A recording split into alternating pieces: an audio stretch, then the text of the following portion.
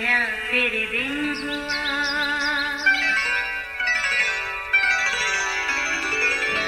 नया फिर दिन हुआ, पुरानी रात का करे सौ शुक्र हम खुदा की जात का, खुदा की जात का नया फिर दिन हुआ। आज की आयत। मेरा दिल खुदावन में मगन है, मेरा सींग खुदावन के तुफैल से ऊंचा हुआ। पहला सैमुएल 2:1 आयत। अजीज़ो औलाद, हर वालिदैन के लिए खुदा की अनमोल नेमत है जो दिल की खुशी और घर की रौनक कहलाते हैं। वालिदैन की खुशियाँ बस अपनी औलाद तक महदूद होकर रह जाती हैं और उनकी ख्वाहिशात का महवर भी उनके बच्चे ही होते हैं। वो अपने बच्चों के लिए इस कदर हसास होते हैं कि खुद में रही कमी पेशी वो अपनी औलाद में हर सूरत पूरी करने की आरज़ू करते हैं। एक बार मेरी दोस्त ने बताया कि जब मैं छोटी थी मेरे वालिदैन की ख्वाहिश थी कि मैं डॉक्टर बनूं। वो मेरे भाई को बिजनेसमैन बनाना चाहते थे। खैर, मैं तो डॉक्टर न बन सकी, शायद वक्त मेरे हक में ना था और ना ही हालात ने मेरा साथ दिया। मगर मेरे भाई ने बहरहाल बिजनेस में अपने कदम जमा लिए, मगर फिर न जाने क्या हुआ। भाई बुरी सोबत में पड़ गया, फिर कुछ ऐसे कदम उखड़े कि दोबारा उठने की हिम्मत न हुई और नौबत नौकरी तक आ गई, जिसका वालिदैन को हमेशा मलाल रहा। अजीज़ों, ऐसी परेशान कुन सूरत हाल एक घर की कहानी नहीं, ये दिल उदास करने वाले किस्से कई घरों के हैं। पर एक सोच दिल और दिमाग में आती है कि अगर हम वालिदैन अपने बच्चों का मुस्तकबिल खुदावंद के हाथ में दें, यकीन कीजिए उसकी रज़ा हो तो कोई मंसूबा नाकाम नहीं होता। अजीज़ों, ये साल के मसरूफ़ तरीन दिन थे, क्योंकि लोग सैला में खुदा के हुजूर कुर्बानियाँ गुजराने आया करते थे।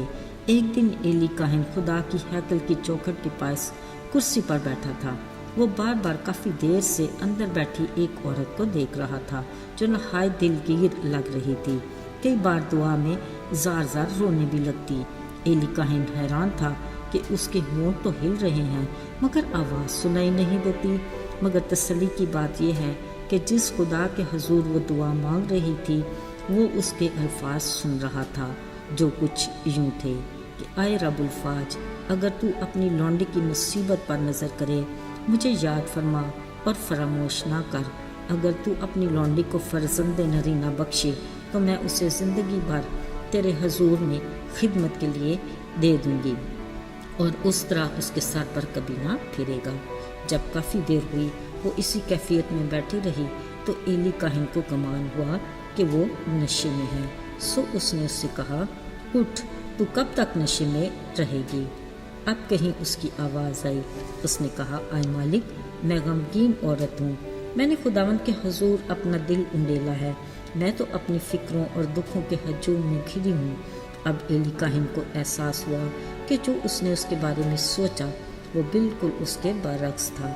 सो उसने उससे कहा, सलामत चली जा, इसराइल का खुदा तेरी मुराद ज़रूर पूरी करेगा। अजीज़ों, कलाम मुक़द्दस में लिखा है कि इस दिन के बाद उसका चेहरा कभी भी उदास ना हुआ। हाँ, ये औरत हन्ना थी जो अलकाना की दूसरी बीवी थी, जिसकी सौतन बे औलाद होने के बायस उसे अक्सर छेड़ती। इस सबब से वो अक्सर उदास रहती। मगर अब खुदा ने हन्ना की दुआ सुन ली और एली काहिन ने भी उसे दुआ से रुखसत किया। लिहाजा खुदा के ठहराए वक्त पर उसके यहाँ बेटा पैदा हुआ, जिसका नाम सैमुएल रखा गया, जिसका मतलब है खुदा से मांगा हुआ। फिर हन्ना ने बड़ी वफादारी के साथ अपने बेटे के लिए जो ख्वाहिश की और मन्नत मानी थी, उसके दूध चुराए जाने पर शुक्रगुजारी के नजरानों के साथ सैला में खुदा के घर लाई। तब वो बहुत ही छोटा था। हन्ना ने एली काहिन को याद दिलाया कि मैं वही औरत हूँ जिसने यहाँ खड़े होकर इस लड़के के लिए दुआ की थी। अब मैं उसे ज़िंदगी भर खुदावंद को देने का वादा किया है। अजीज़ों, इसके बाद वो लड़का सैमुएल खुदावंद के हुजूर खिदमत करता और उसमें बढ़ता गया। ये वो सैमुएल नबी है जो ज़िंदगी भर इसराइली कौम का इंसाफ करता रहा। सैमुएल की माँ हन्ना पर खुदावंद के करम की नज़र रही और खुदावंद ने उसे सैमुएल के बाद 3 बेटे और 2 बेटियां अता की। अजीज़ों, حنا کی زندگی ہر ماں کے لیے مثالی ہے۔ وہ بے اولاد تھی جو اس کے لیے نہایت تکلیف دہ تھا۔ اس نے خدا سے اولاد کے لیے دعا کی۔ جب اسے ملی تو اس نے اپنی مانی ہوئی منت کو پورا کیا اور اپنا بیٹا خداوند کی خدمت کے لیے دے دیا۔ اگرچہ یہ کافی مشکل تھا مگر خدا نے حنا کو ایسی برکت دی جو اس کے گمان میں بھی نہیں تھا۔ عزیزو، آج کے دور میں ہر ماں بھی اپنی اولاد کا مستقبل خدا کے سپرد کریں۔ عزیزو، اگر آج کے دور کی ہر ماں بھی اپنی اولاد کا مستقبل خداوند کے سپرد کر دیں تو خداوند کا فیصلہ اور ارادہ نہ صرف بچوں کے لیے بلکہ والدین کی خواہشات کے مطابق ہوگا۔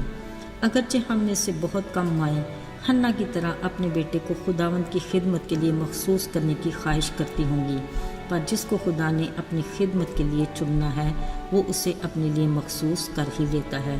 آج ہماری کلیسیاؤں میں بہت سے ایسے خادم ہیں جو خدا کی طرف سے اس کی بھیڑوں کی گلابانی کے لیے چنے گئے، جو اپنی ذمہ داریوں کو بڑے احسن طریقے سے سر انجام بھی دیتے ہیں، جس کے نتیجے میں خداوند کا بدن ترقی کرتا محسوس ہوتا اور دکھائی بھی دیتا ہے۔ خداوند کا فضل اور اطمینان ہم سب کے ساتھ رہے، آمین۔ آئیے دعا کریں۔ زندہ جلالی آسمانی باپ، لشکروں کے رب، ہم تیرے شکر گزار ہیں تیرے رحم اور تیرے فضل کے لیے جو ہمارے ایمان کو اور بھی مضبوطی عطا کرتا ہے اور ہماری آس اور امید کو کبھی ٹوٹنے نہیں دیتا۔ ہماری خواہشات کو اپنی مرضی کے تابع رکھ تاکہ ہماری زندگی تیرے نام کو عزت اور جلال دینے کا وسیلہ بنے۔ یسوع کے بابرکت پاک اور مبارک نام سے مانگتے ہیں، ہمیں عطا کر، آمین۔